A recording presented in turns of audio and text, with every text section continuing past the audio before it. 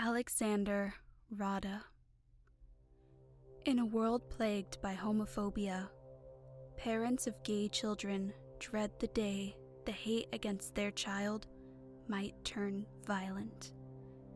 Alex Rodda's parents lived with this fear for 15 years, prepared to jump in if their son ever experienced any dangerous form of bullying because of his sexuality. But what they never anticipated was Alex being brutally attacked by a fellow gay person. On the 12th of December, 2019, 15-year-old Alex Rodda went missing in the Cheshire County of England.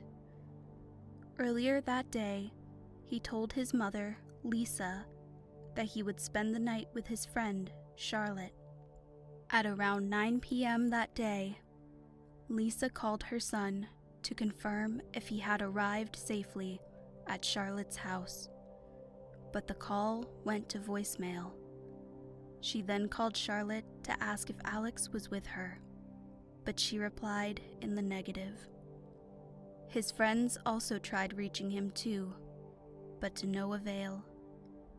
At that point, they all knew something was seriously wrong and went into full panic mode. They immediately reported him missing to the police. The following morning, at 7:42 a.m., a sanitation worker discovered a body that matched Alex's description in a woodland along Ashley Village, Cheshire. Police contacted his family to invite them over for identification. Alex's father went in, and sadly, the body turned out to be his son's. His father distraughtly explained that even though it was his son's body, it looked nothing like him. He was bludgeoned to death, and several bruises were on his body. Alex was struck repeatedly in the head and body with an unidentified object. This is the story of 15-year-old Alex Rodda, who lost his life at the hands of someone he trusted with his heart and well-being. Alex was born on the 5th of March, 2004. Lisa observed that her son was feminine right from a young age. He would rummage through her closet and try on her clothes. He would happily wear her jewelry, hats, and heels, and catwalk around the house. At age 13, he came out to his parents as gay. Lisa said she knew where the conversation was headed when he told her he needed to talk. She ultimately accepted his sexuality since she just wanted him to be happy. On the other hand, his father was wary of this revelation because he feared the stigma his son would face. His fears were valid, as Alex was subjected to ridicule from his male classmates. However, Alex was comfortable with his sexuality. Regardless of hostility from homophobes, Alex was friendly to everyone. He was cheerful and loved social media. Also, he loved singing and dancing. Combining all his interests, Alex was always on his phone, making dance videos on TikTok. While the boys mocked and disrespected Alex because of his feminine qualities and sexuality, the girls loved him. He had many female friends whom he referred to as his besties. Among them were Esme, Grace, Charlotte, Georgia, Yasmin, and Molly, who would later team up to expose his murderer. 6 weeks before the murder, Alex received a message on Facebook from an 18-year-old man, Matthew Mason, who had graduated from his high school. Matt was from a wealthy home, and was a member of an exclusive social club called the Young Farmers. Matt and Alex became familiar with each other on Facebook, but about a week later, Matt suggested they move the conversation to Snapchat. Matt requested this because he intended to groom Alex and needed it to remain a secret. Snapchat, as a social media platform, automatically deletes chats after 24 hours. It notifies users when another user saves their message or media or takes screenshots. This makes it easy to send and receive any form of data without the fear of it getting out.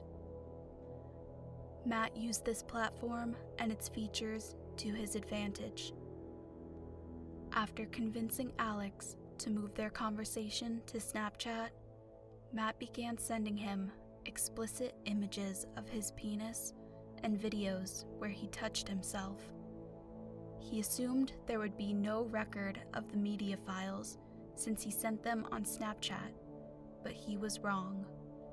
Alex was social media savvy, so he found a way to save the graphic files he had received from Matt. The two continued flirting via social media, but soon decided to meet physically. A week before the murder, Lisa came home to the door locked. It was suspicious because they never closed it at that time of the day. She also saw big brown boots at the entrance, indicating the presence of a visitor. Upon entering the house, she saw Matt standing over Alex with an intimidating countenance. Matt backed off when he saw Lisa and left immediately. Lisa claimed she sensed something awry about Matt and warned her son to stay away from him. Alex shared the news of his newly found relationship with his female friends. Georgia was surprised because she was classmates with Matt since they were kids up until graduation from high school. According to her, he never appeared gay, so he either lied or kept his sexual orientation secret. Either way, it was trouble. She also described him as odd and hot-tempered. On one occasion in class, he held tightly to the desk, clenched his fists, and went red with anger. When he was ordered to quit it by a teacher, he began hitting his fists repeatedly on the table. This was just one of several occasions he had showcased rage back in high school. She insisted Alex stay away from Matt because she believed he was trouble. Alex was, however, naive and invested in the relationship, so he refused to heed the warnings. Not long after, the problem they had warned him about began emerging. Alex discovered something heartbreaking about his lover. On that day, he was searching for Matt on Instagram when he came across some romantic pictures with a girl he had posted on his page. It turned out that Matt was in a 2-year relationship and was deceitful with the girl about his actual sexual orientation. Matt used his relationship with the girl to hide his sexuality from his family and the public. He could not accept that he was gay, and he was ashamed of himself. Alex confronted him about it and gave him an ultimatum to come clean with his girlfriend. He told Matt he would reveal everything to the girl if he did not do the right thing. Matt told him to stay out of the matter and that he would not tell his girlfriend the truth. However, Matt did not do as he had promised. Alex was livid and believed the girl needed to know the truth about the man she had been dating for 2 years. Alex messaged Matt's girlfriend, divulging the secret to her. She, in turn, confronted Matt about the accusations. Instead of seizing the opportunity to come clean about his sexuality, he denied the allegations. He managed to convince her that Alex was lying. When Alex discovered that Matt had painted him out as a liar, he got angry. He disclosed to Matt that he had pictures of his penis and would release them to the public if he did not set the record straight. The message Alex sent to Matt read, "Don't lie, there's no point. Matt, I've got the proof. I will literally put your penis on my story if you don't stop lying." Matt was terrified of the world knowing his secret, especially his family, because they were strict, affluent Christians. He promised to send Alex £50 if he did not reveal the truth of his sexuality to the public. Matt would go to any lengths to keep his secrets hidden. He sent the £50 as promised. The event now appeared like blackmail. This payment changed everything for the duo, from a romantic relationship to a transaction. Despite the money he was getting, Alex kept urging Matt to come clean to everyone. Every time the discussion came up, Matt sent money to Alex. He sent £60 next, then £90, and the amount kept increasing. Alex's friend Esme stated that the cash had amounted to at least £2,000 when he showed her the transactions. He was merely 15 years old and should have never laid his hands on such a large sum. Alex's female friends also warned him about the dangers attached to the money. Matt soon told Alex that he was ready to reveal his sexual orientation to his family and girlfriend. He then told him he liked him and would love to prove it to him. He suggested a dinner date and an evening together in an open field in a forest, which he tagged a special place. This was all a lie. Matt became desperate to get out of this situation and pondered a permanent solution. He had settled on murdering Alex. On the 6th of December, just 6 days before the murder, Matt had searched for several ways to kill someone. His internet search history read, "How to poison somebody," "How to push somebody down the stairs." He also checked websites for missing children that were never found in Cheshire. He wanted to confirm how many people mysteriously went missing to weigh his chances of getting away with murder if he made sure Alex's corpse was never found. He settled on a plan and needed to be on good terms with Alex for it to work. This was why he invited him out under the pretense of spending a special evening together. Alex did not find the sudden invite sketchy at all. Since his mom had told him to stay away from Matt a week before, he lied to her about his plans for the evening, saying he'd spend the night at Charlotte's place. Alex excitedly told his friends about the date he had that evening, and they warned him not to follow through with the plan, but he was too happy to consider their fears. At 5:45 p.m., Matt called Alex's cell phone to tell him he was outside his home to pick him up. Alex joined him in the car, oblivious to his supposed lover's murderous intent for him.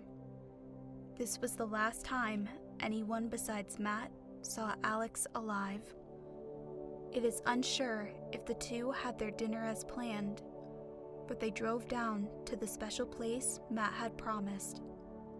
They parked the car by the road and proceeded on foot into the forest. Unknown to Alex, Matt held a massive 15-inch long spanner behind his back, which he planned to use on him. Matt told Alex they had arrived at their destination when the boys reached a deep part of the forest. They conversed for a while before Matt struck Alex in the head. Autopsy results revealed that Alex was on his knees when Matt hit him repeatedly over the head with the spanner. It is uncertain whether Matt had tricked or forced him into such a vulnerable position. Police revealed that a single blow from a tool that size could fracture a skull. Matt struck Alex at least 15 times with the tool. He bludgeoned the boy's head so severely that his skull shattered and fragments penetrated his brain. Matt then headed to a friend's house to clean himself up. Matt was not done implementing his plans. He still wanted to establish an alibi. He drove down to a pub to have drinks with his friends, like he had not just murdered someone. He took a picture in the pub, which he posted on his social media page. That way, his friends could vouch for him about his whereabouts, and his social media history would back up the claims.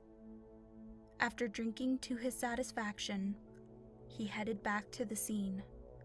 He attempted to carry Alex's body into his car so he could dump him somewhere he could not be found.